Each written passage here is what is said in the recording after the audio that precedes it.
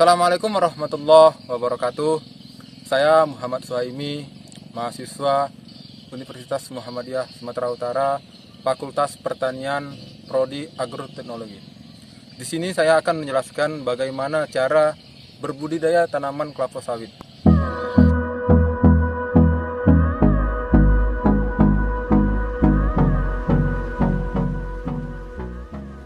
Kelapa sawit atau Elaeis guinensis merupakan tanaman perkebunan penting di Indonesia.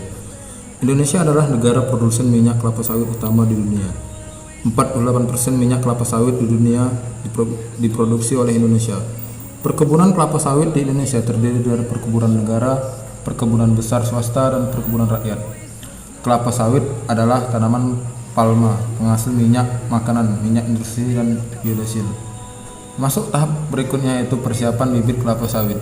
Bibit kelapa sawit yang digunakan hendaknya adalah bibit yang berkualitas dan bersertifikat sehingga mutu benih dan kualitas maupun kuantitas buah yang dihasilkan nantinya sesuai dengan yang diharapkan.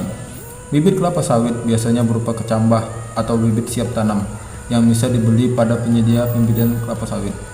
Terdapat dua tahapan dalam pembibitan kelapa sawit, yaitu tahap pembibitan awal atau pre-nursery dan tahap pembibitan utama yaitu main nursery. Tahap pembibitan awal atau pre-nursery, polybag yang digunakan pada pembibitan tahap ini adalah polybag kecil dengan ukuran 14 cm x 8 cm. Media semai berupa campuran tanah dan kompos serta kapur pertanian atau dolomit jika diperlukan. Gunakan tanah gembur lapisan atas topsoil dan kompos atau pupuk kandang dengan perbandingan 6:1. Media semai dimasukkan ke dalam polybag dan disusun pada bedengan yang berukuran 1 meter dengan panjang sesuai kebutuhan. Bedengan untuk meletakkan polybag sebaiknya dibuat sedikit lebih tinggi dari permukaan tanah sekitarnya supaya terhindar dari genangan air saat musim hujan. Kecambah kelapa sawit ditanam pada polybag dengan bakal daun atau plumula yang bentuknya agak tajam dan berwarna kuning menghadap ke atas. Berikutnya yaitu hendaklah seleksi bibit, di mana suatu kegiatan memilih bibit yang baik dan membuang bibit yang abnormal. Seleksi bibit harus dilakukan dengan cermat untuk memastikan bahwa bibit yang akan dipindahkan ke main nursery adalah bibit yang baik, sehat, dan tidak terkontaminasi dengan penyakit. Bibit yang telah dikecambahkan pada pre-nursery diseleksi sebanyak 2 kali. Seleksi pertama dilakukan pada umur 1 bulan dan seleksi yang kedua dilakukan pada saat kecambah berumur 3 bulan, di mana pada seleksi yang pertama kecambah yang seleksi sebanyak 6%.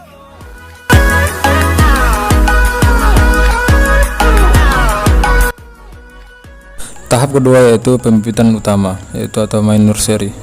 Tahap ini adalah tahap pembesaran bibit kelapa sawit yang telah tumbuh. Polybag semai yang digunakan berukuran lebih besar, yaitu 40 cm x 50 cm. Media semai yang digunakan berupa campuran tanah gembur, kompos atau pupuk kandang dengan perbandingan 4:1. Pindahkan bibit dari polybag kecil secara berhati-hati. Pengisian polybag sebaiknya tidak penuh agar saat menemukan penyiraman tidak tumpah dan keluar dari polybag.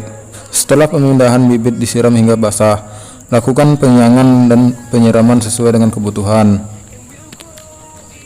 Bibit yang berumur 8-12 bulan sudah bisa ditanam ke lahan.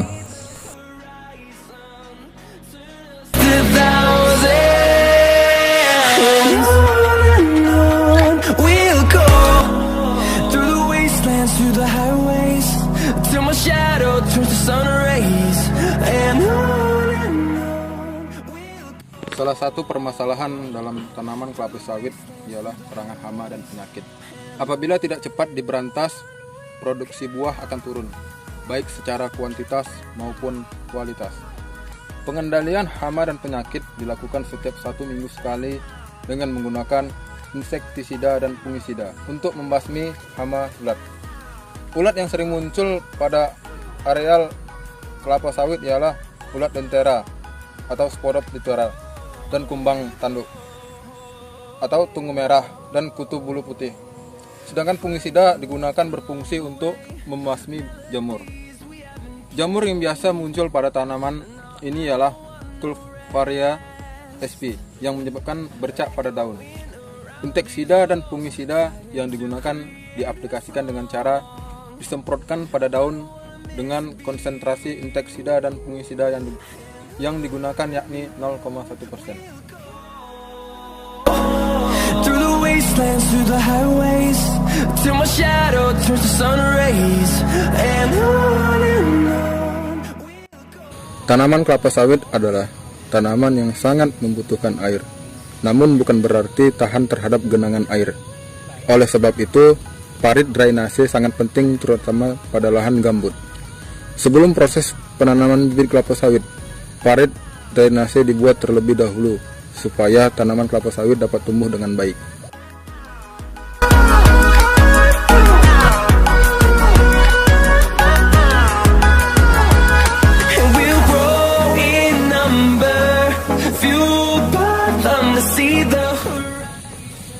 Setelah proses pembukaan lahan selesai, langkah selanjutnya yaitu membuat jaringan jalan perkebunan, yang dimana nantinya berguna untuk pengangkutan sarana produksi lahan, pengangkutan pupuk, pengangkutan hasil panen.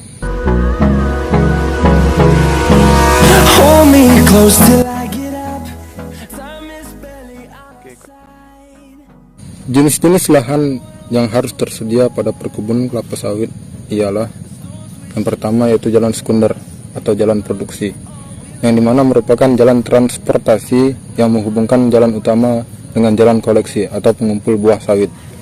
Yang kedua yaitu jalan koleksi, yang dimana jalan yang berada dalam blok-blok penanaman yang berfungsi sebagai jalan untuk mengumpulkan buah kelapa sawit yang telah dipanen. Yang ketiga yaitu jalan panen, yaitu jalan yang digunakan untuk tukang panen mengangkut buah dari setiap pohon kelapa sawit ke tempat pengumpulan hasil. Yang berikutnya yaitu jalan utama, yaitu jalan pengumpulan utama di mana digunakan sebagai jalan mobil pengangkut buah kelapa sawit.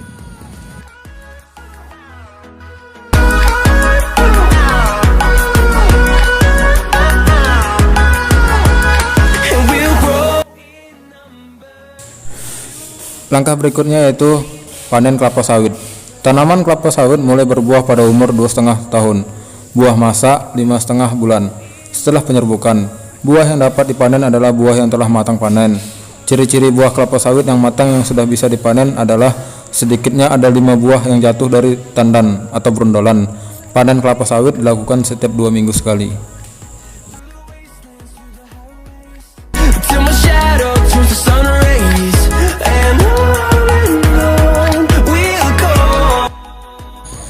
Nah, Sobat Tani, itu tadi mengenai cara budidaya tanaman kelapa sawit yang baik dan benar. Jika ada saran dan masukan, tulis di kolom komentar. Saya Muhammad Suhaimi, mahasiswa Universitas Muhammadiyah Sumatera Utara, Fakultas Pertanian, Prodi Agroteknologi. Izin pamit. Assalamualaikum warahmatullahi wabarakatuh.